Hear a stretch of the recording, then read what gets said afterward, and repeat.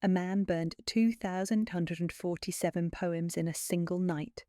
The manuscripts weren't found until 1947, carbonized fragments discovered inside a sealed tin box beneath the floorboards of a London townhouse during demolition. Laboratory analysis at the British Museum revealed they'd been deliberately placed there still smouldering. The wood beneath showed scorch marks, but the fire had been contained, preserved as though the act of destruction mattered more than its completion. According to archives at the Wordsworth Trust, examined by literary historian Dr. Sarah Pemberton in 2003, every recovered fragment contained the same name written in the margins, crossed out, rewritten, crossed out again. This isn't fiction. This is the story of how love became the most dangerous thing a person could commit to paper. Here's what makes this impossible to look away from. We think of Victorian poets as dusty relics in anthologies, safe museum pieces we study in classrooms. But what if I told you that somewhere in the archives of human desire, there's a man who loved so completely, so dangerously, that the only way to survive it was to systematically destroy the evidence of his own heart, that he spent 3 years writing, not just poems but letters, diary entries, drafts of conversations that never happened, and then, in methodical terror, fed every word to the flames. This is a story about the space between what we feel and what we're allowed to say, about the moment when expression becomes so dangerous that silence becomes survival. Now, I know you're here late at night, maybe you can't sleep, maybe you're looking for something to pull you out of wherever you are right now. So let me ask you, what time is it where you are? Drop it in the comments. There's something about these late hours that makes stories like this hit differently, isn't there? When the world goes quiet and we're left with all the things we don't say out loud. If this pulls you in, subscribe, because I spend weeks in archives and historical societies tracking down these moments when history got so human it hurt, and I turn them into these deep dives for people like us who want to feel something while learning something. Now, let me take you somewhere. Close your eyes for a second and come back with me. You're standing in a drawing room in Bloomsbury, London, November 1851. The wallpaper is that particular shade of burgundy that absorbed all the light, and the fire in the grate isn't quite warm enough to reach where you're standing. You can hear the coal settling, that soft crumbling sound, and outside the window the fog is so thick that the gas lamps look like watercolour stains bleeding through wet paper. You're holding a leather-bound notebook, and your hands are trembling, not from cold, but from what you've just written. 23 lines. You counted them.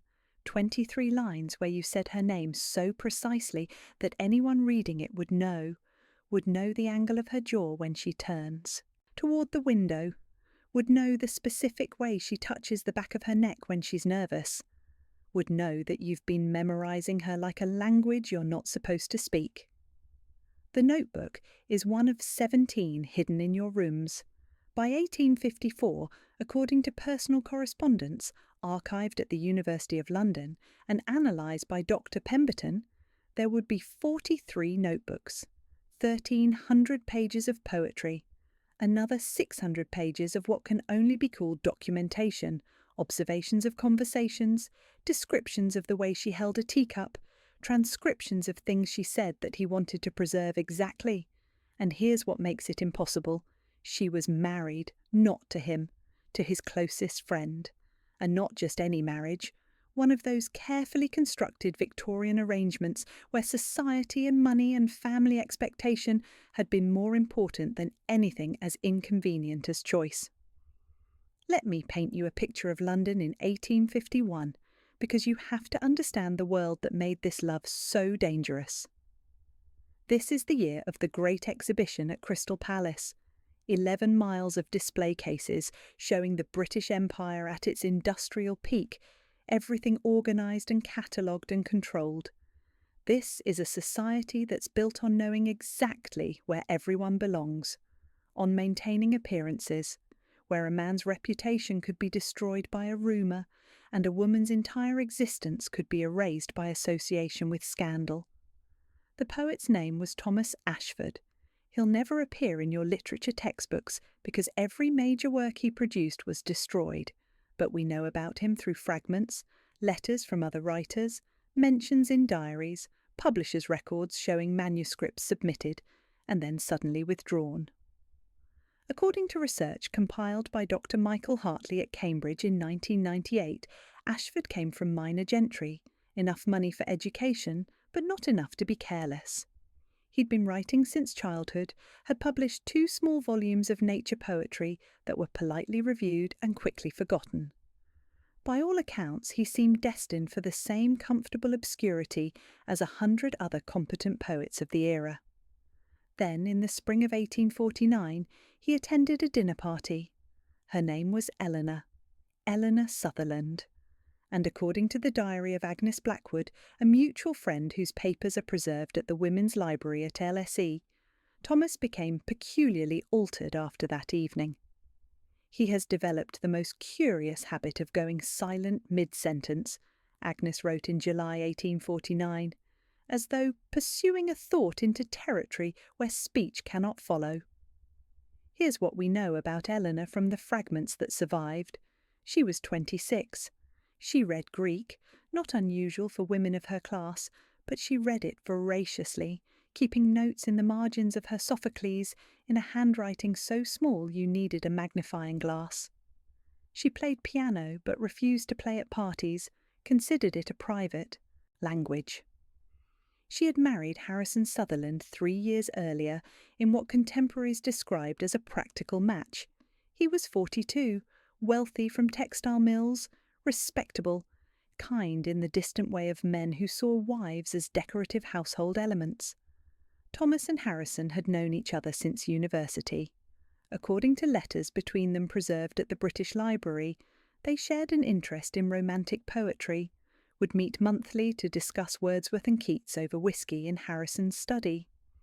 After the dinner party, Thomas started coming to the house more frequently, first monthly, then weekly, then several times a week. Harrison encouraged it. His wife seemed brighter when Thomas visited, more animated, and Harrison, to his credit, wanted his wife to be happy in whatever way she could manage within the constraints of their arrangement. Can you see what's forming here?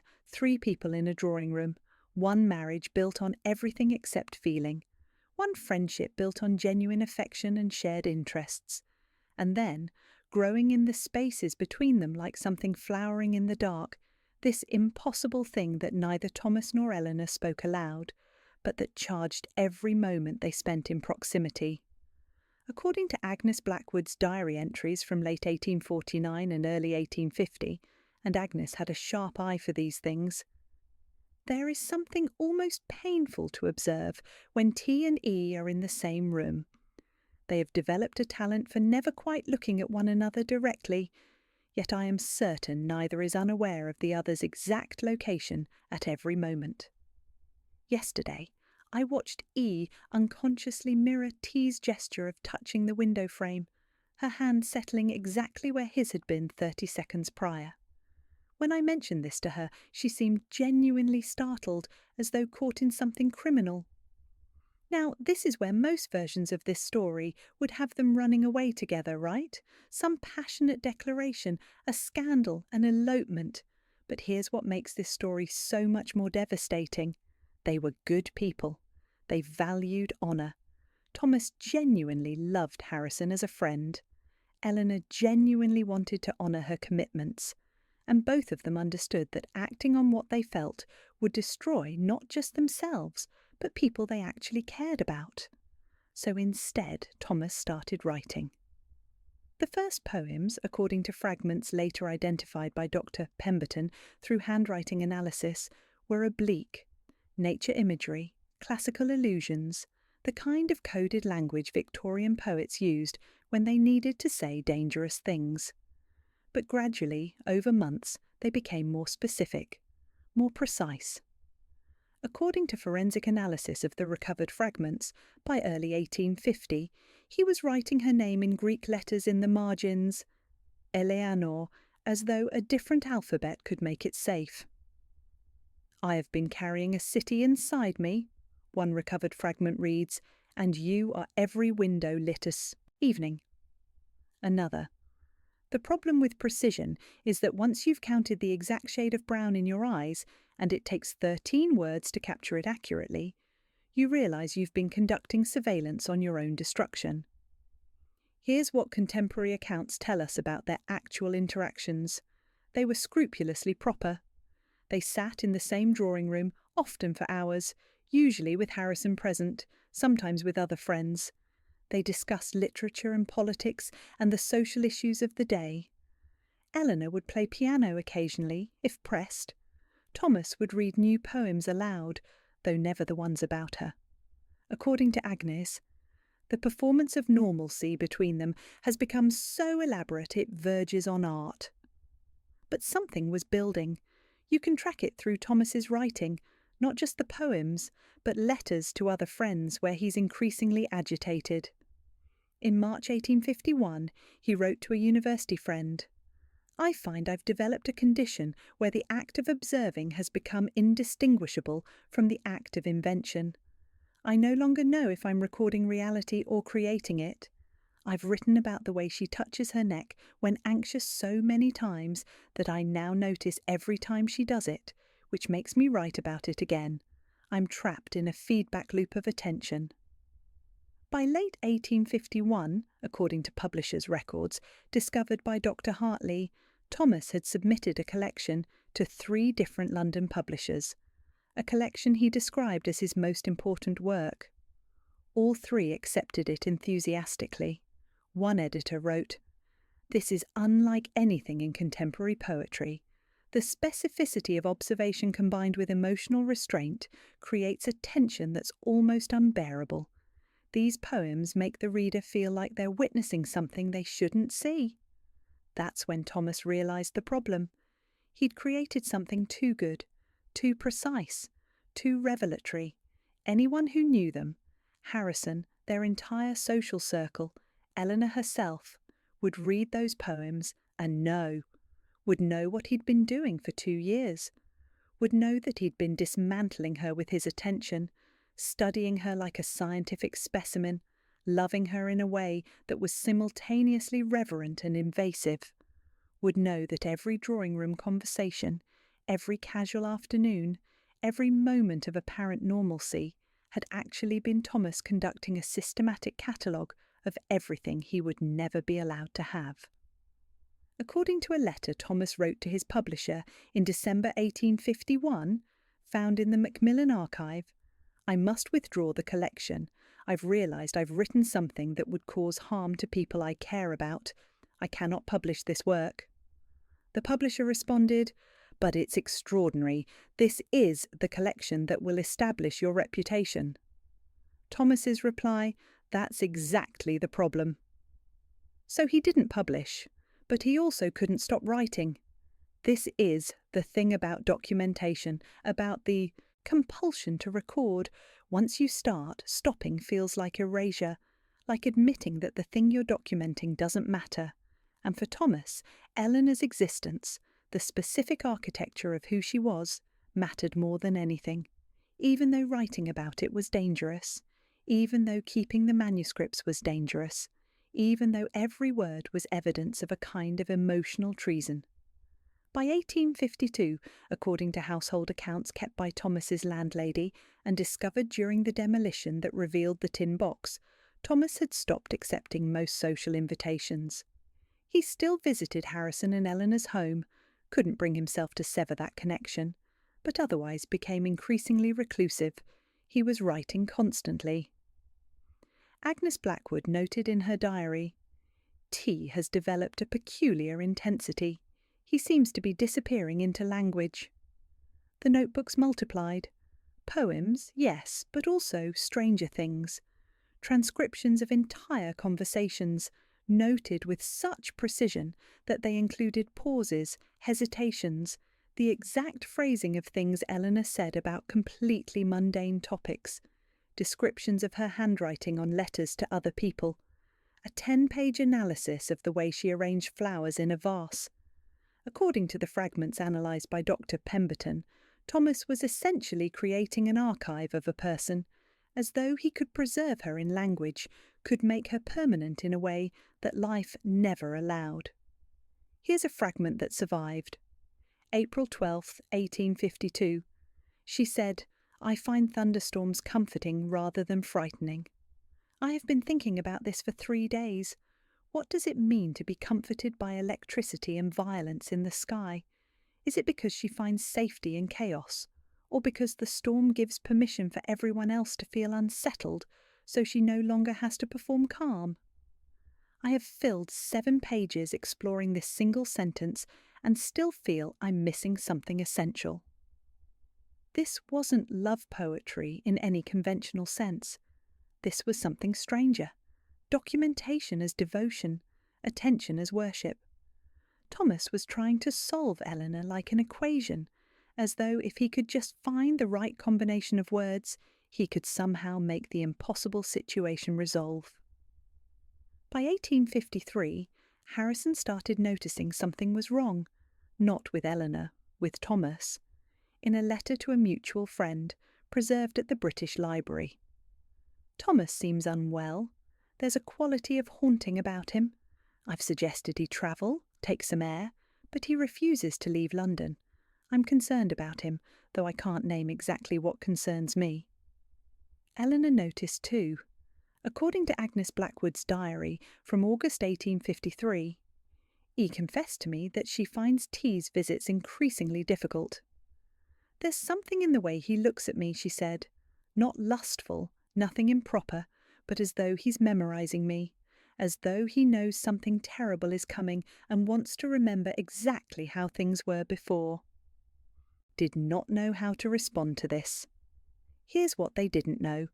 Thomas was preparing for an ending. Not a dramatic one, not a confession or a scandal, but an ending nonetheless. According to a journal entry found among the carbonized fragments, dated September 1853, Thomas wrote, "I have come to understand that I'm holding something radioactive. The poems are beautiful, yes, perhaps the best work I'll ever do, but they're also dangerous, to her reputation, to Harrison's peace, to any possibility of normal friendship. I've turned private moments into public artifacts, or would be public if anyone ever saw them. I've been committing a kind of theft, stealing her privacy, her autonomy, using her as raw material for my own art, even if she never knows, even if no one ever reads these words, the act itself is a violation." He continued writing for 3 more months, couldn't stop, but the tone shifted. The later fragments show him trying to write his way out of the obsession, trying to use language to release what language had caught. One fragment, "This is the last time I will describe your hands. After this, I have to trust that memory will fade the way memory is supposed to fade, becoming general rather than specific, outline rather than detail." But he wrote 17 more poems about her hands. By December 1853, according to financial records, Thomas stopped paying rent regularly. His landlady noted he was burning candles at all hours, that she could hear him pacing. According to Agnes Blackwood, he stopped attending even the essential social obligations. Harrison sent concerned notes. Thomas responded vaguely about working on a project. Then, on January 8, 1854, something happened. We don't know what exactly. There's a gap in the historical record. But based on what came next, historians speculate that either Thomas had some kind of breakdown, or Eleanor finally confronted him about the intensity of his attention, or Harrison came close to discovering the manuscripts. Dr. Pemberton suggests in her analysis that perhaps it was simply that Thomas finished the final poem and realised there was nothing left to write, that he'd said everything that could be said, and now had to decide what to do with all those words. On January 14, 1854, Thomas bought a tin box, large enough for manuscripts. The shop record survives, ironically preserved in an account book now housed at the London Metropolitan Archives. And then, on the night of January 19, 1854, he burned everything. Not randomly, methodically. According to the forensic analysis of the fragments and the scorch patterns in the floorboards, he built a small, contained fire using coal and kindling. He sat beside it, and one by one, page by page, he fed 43 notebooks to the flames, 1,300 pages of poetry, 600 pages of documentation, 3 years of a love that never happened, preserved and then destroyed. But, and this is where it gets complicated, he didn't let them burn completely. The tin box he'd bought was placed directly beneath the floorboard. The fragments, still smouldering, still warm, were placed inside and sealed. The whole thing was then carefully positioned in a cavity beneath the floor, covered and left there. As though the act of destruction needed to be preserved, as though burning the poems wasn't enough, he needed to keep the evidence that he had burned them.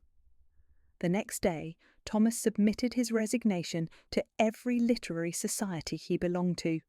Within a week, he'd left London entirely.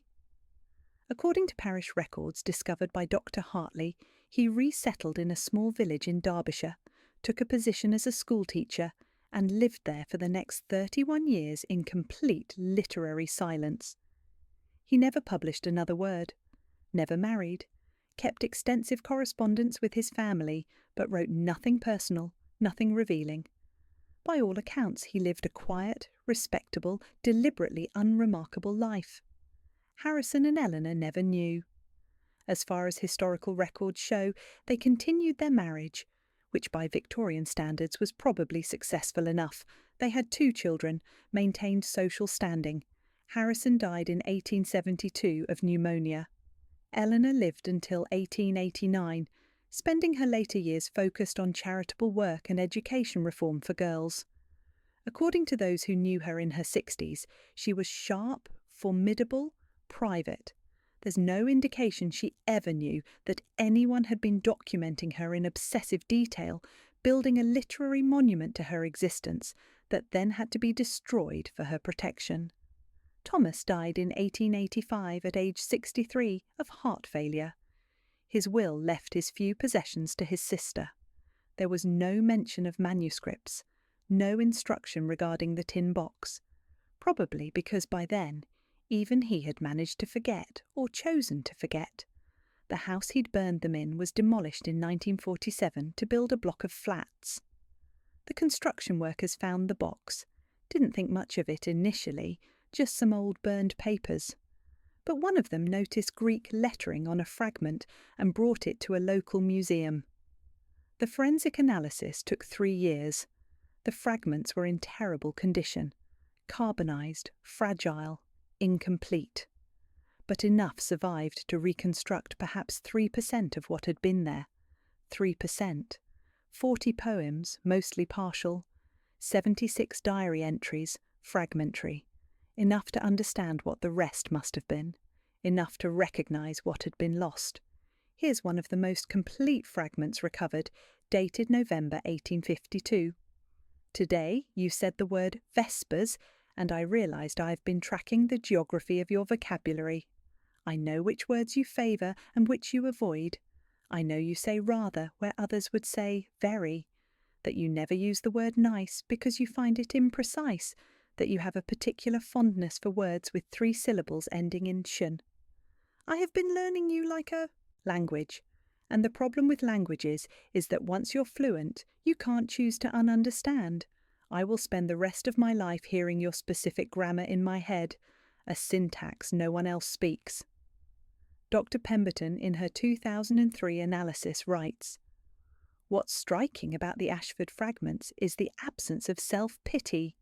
He never frames himself as a romantic victim, never blames Eleanor for not returning feelings we're not even sure he ever directly expressed. Instead, there's this quality of fierce responsibility, an understanding that attention itself can be invasive, that observation can become possession, that loving someone doesn't give you the right to turn them into art without their consent." Think about that for a second. A man wrote almost 3,000 poems, poured years of his life into documenting a love that he knew was impossible and inappropriate, created what experts agree might have been genuinely revolutionary poetry, and then destroyed it, not because someone forced him to, not because he was caught, but because he decided it was the right thing to do. In 2019, a graduate student named Maya Chen at Oxford wrote her dissertation on the Ashford fragments. She argues that what Thomas did was actually a form of love more profound than the poetry itself, that destroying the work was an act of care, not for himself, not for his reputation, but for Eleanor's autonomy. He chose her privacy over his art, Chen writes. He chose her right to exist undocumented over his need to express. In a Victorian era that regularly turned women into objects of male artistic consumption, Thomas Ashford did something radical. He wrote the woman, really saw her, really tried to capture her complexity, and then gave her back her opacity, let her remain unknowable. But here's the question that haunts me about this whole story. Was it noble, or was it just a different kind of control? Because think about it. He decided to write about her without asking, then decided to burn it without telling her. She never got a choice in any of it, never knew she'd been immortalised, never knew she'd been archived, never got to read the poems that supposedly captured something essential about who she was. He made all the decisions, and she lived her entire life not knowing she'd been the subject of someone's obsessive documentation and then careful erasure. Maybe that's the point, though. Maybe the story isn't about whether Thomas was right or wrong. Maybe it's about the impossible ethics of attention itself. About what happens when we notice someone so completely that our noticing becomes a kind of claim. About the way that loving someone, really seeing them, really attending to who they are, always contains this possibility of violation, of turning them into something that exists for our consumption, rather than their own purposes. We do this all the time now, right? In less poetic but similar ways. We curate people we're attracted to through screenshots and saved messages. We create private archives of someone's social media, studying their patterns, their word choices, the things they post when they're sad. We think we're learning them, understanding them, but maybe we're just performing a digital version of what Thomas did with notebooks and ink. Documenting, preserving, trying to possess through attention what we can't have through relationship. The difference is we rarely burn the archive. The Ashford fragments are housed now at the British Library, preserved in climate-controlled storage. Occasionally they're displayed as part of exhibitions on Victorian literature and the history of the book. Scholars continue to study them, trying to extract meaning from the 3% that survived. There's been talk of using digital analysis to recover more text from the carbonized paper, to resurrect what Thomas tried to bury, and I wonder what he would think about that, whether he'd be horrified that his destruction didn't fully destroy, whether he'd be relieved that something survived, whether he'd feel betrayed that we're reading the fragments he tried so hard to burn, analysing his private devastation, turning his act of care into our object of study. Or maybe he'd understand. Maybe he'd recognise that this is just what we do. We notice, we document, we preserve, we examine. We can't help turning even destruction into narrative, can't help finding the story in the fragments. Eleanor died at 74, surrounded by her children and grandchildren. By all accounts, she had a rich, purposeful life. She never knew that somewhere in London, a man had spent 3 years writing her into permanence and then burning her back into privacy. Never knew that fragments of her, the way she said certain words, the specific shade of brown in her eyes, her philosophy of thunderstorms, were preserved in carbonized ink beneath the floorboards of a demolished house. Maybe that's the real ending. Not that love was documented or destroyed, but that she got to live her life outside of someone else's narrative. She got to be Eleanor, not Eleanor as observed, not Eleanor as poeticized, not Eleanor as muse. She got to remain, in some essential way, unarchived. Thomas died alone in Derbyshire on a Tuesday afternoon. According to his sister's letter to a cousin, preserved in family papers, his last words were, "I kept nothing," which she assumed meant he had no regrets about his modest possessions, his simple life. But maybe it meant something else. Maybe it meant, I loved someone and I learned the difference between keeping and holding, and I chose to let go. That's the thing about these late-night historical dives. Sometimes the facts don't give you resolution. Sometimes you're left with fragments and questions, with the gap between what happened and what it meant, with the knowledge that 3,000 poems existed for about 6 hours before becoming ash, and all we have is the memory of the destruction. If you made it this far, thank you for spending these minutes with me in the past. There's something about sitting with these old stories that makes our current lives feel both more complicated and more manageable. Drop a comment if this landed for you. Tell me if you think Thomas did the right thing. Tell me what you think Eleanor would have wanted if she'd known. And if you want more of these deep nighttime explorations into moments when history got impossibly human, subscribe. I'll keep digging through archives to bring them to you. For now, it's late. The story's over. But the question remains, what do we owe to the people we love from a distance? And when does documentation become theft? When does preservation become violation? When does burning something become the most loving thing you can do? I don't have the answer. Neither did Thomas Ashford. But he spent his life figuring out what he believed, and in the end he chose silence, chose to unwrite what he'd written, chose to let someone exist outside his language. Maybe that's all any of us can do. Notice how we notice, and then decide what we keep and what we let go, what we save and what we burn, what we turn into story and what we let remain just life, unobserved, private, free. Sweet dreams. I'll see you in the next one.